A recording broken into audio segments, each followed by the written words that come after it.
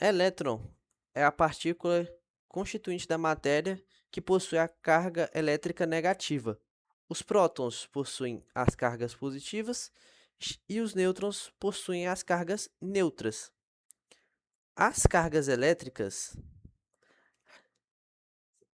elas definem como que as partículas respondem a interações eletromagnéticas. Por exemplo, a interação de elétron com elétron, que possuem ambos cargas elétricas negativas, é de repulsão. Se fosse próton, que é positivo, com elétron, que é negativo, aconteceria a atração. Se fosse próton, que é positivo, com próton, aconteceria a repulsão.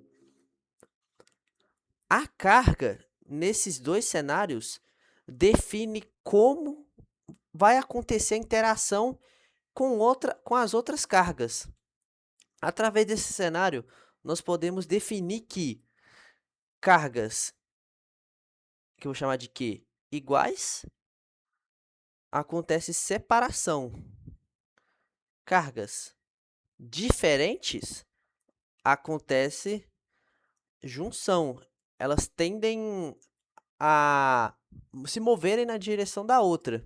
Qualquer tipo de material ou coisa possui uma quantidade enorme de átomos, que são estruturas que possuem esses elementos, geralmente, elétrons, prótons e nêutrons. Para poder facilitar os cálculos, nós criamos a unidade de medida Coulomb, que é representada pela letra C. Nossa, ficou dois parênteses, parece, né? Ela é equivalente a 6,02 vezes 10 elevado a 18 cargas elétricas. O fato de ser cargas elétricas cria uma flexibilidade, porque agora ela pode ser tanto prótons através de positivo ou elétrons através de negativo.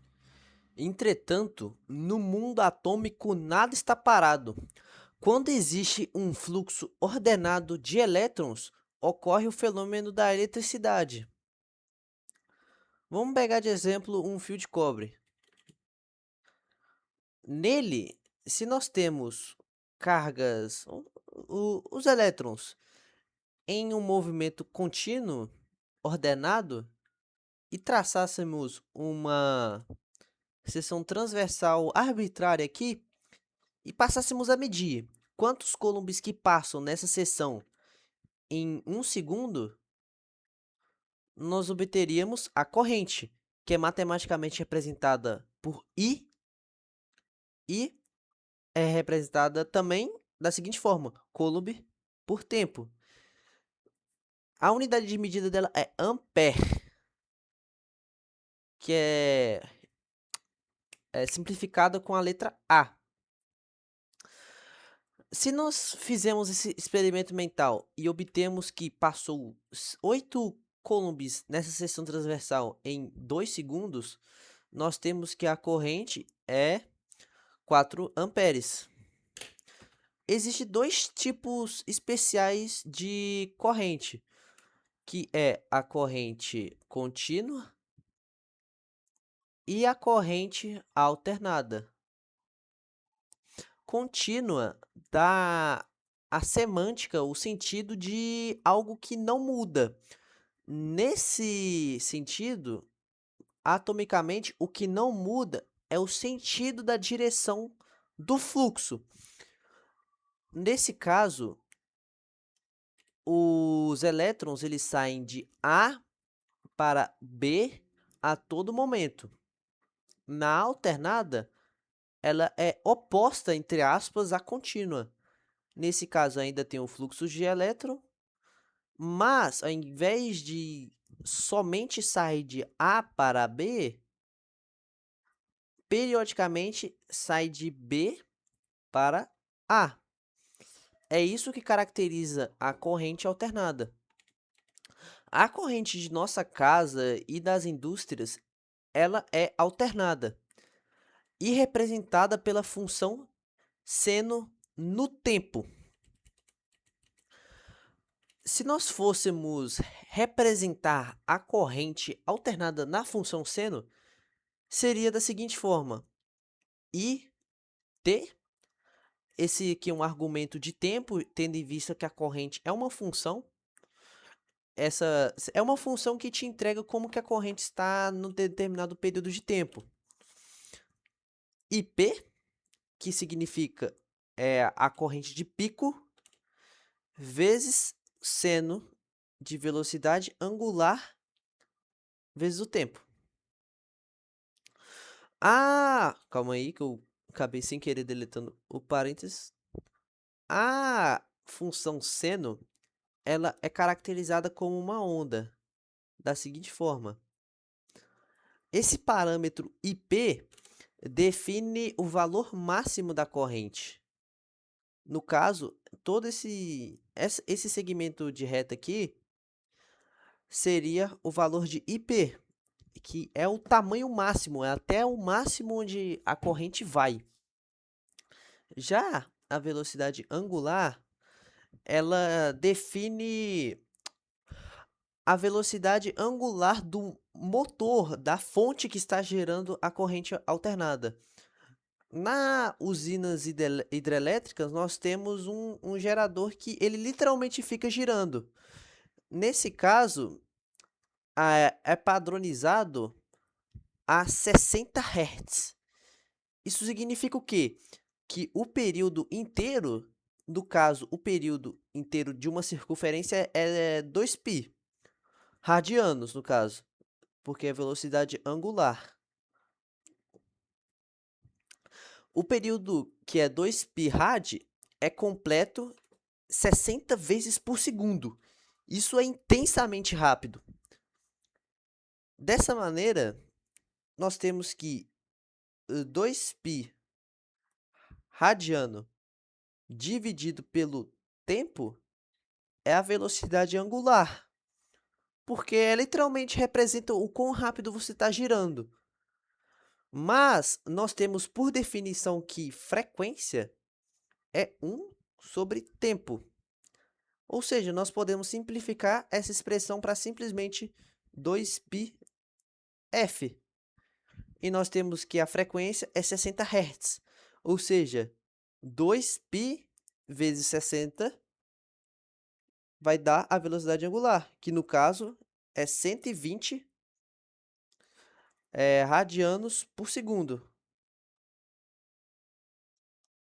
Então, se for para mostrar como que uma forma próxima, né, de mostrar como que seria essa função, seria IT é igual IP vezes seno de seno de 120 T.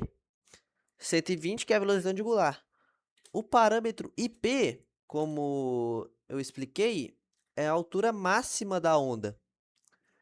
Ele pode assumir diversos valores diferentes dependendo da tensão máxima. Como assim tensão máxima? De acordo com a primeira lei de Ohm, temos que a voltagem é V é igual a RI. Nós temos que V, na verdade, é a diferença de potencial elétrico, dPp. O que isso significa? Significa que a diferença, no caso, o potencial elétrico é a quantidade de energia potencial E, no caso seria joules por carga, por coulomb, né? Joules por carga que existe em determinado ponto. Se nós temos, por exemplo, que o ponto A, temos dois pontos, né, arbitrários, o ponto A e o ponto B. Se nós temos que o ponto A ele tem 50 joules por carga, esse ponto aqui tem 25 joules por carga, as cargas que estão nesse ponto aqui tendem a ir para o ponto B porque ele está em um estado menos energético. Dessa maneira, a voltagem, quando ela muda no tempo, através de uma função seno, ou só escrever seno, significa que a diferença vai mudando, tanto ela fica negativa às vezes quanto negativa. Ou seja, temos dois pontos aqui, A e B. Às vezes, o ponto A ele é maior que B, mas tem momentos que o ponto B é maior que A, por característica natural da função seno. Porque a função seno, como eu expliquei, nossa, calma aí que eu acabei sem querer trocando aqui. Como eu expliquei, a função seno é uma onda. E tem momentos que ela está positiva e tem momentos que ela está negativa.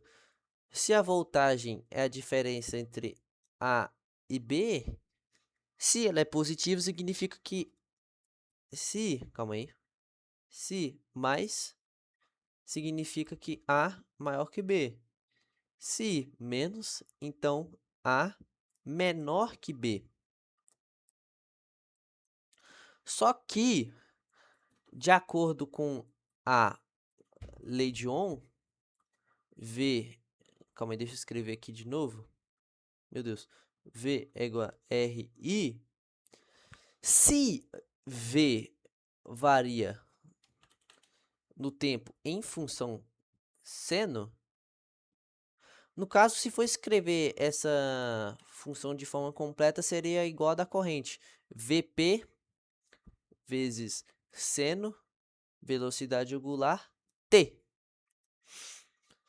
Se a voltagem varia no tempo de acordo com a função seno, logo, se a gente, partindo do pressuposto que é um sistema um sistema não, é um sistema, um circuito, né, puramente resistivo, no caso que só é composto pela fonte e resistência, fonte e um resistor, a corrente é obrigada a variar no seno, quer dizer, no seno também, com o mesmo parâmetro aqui.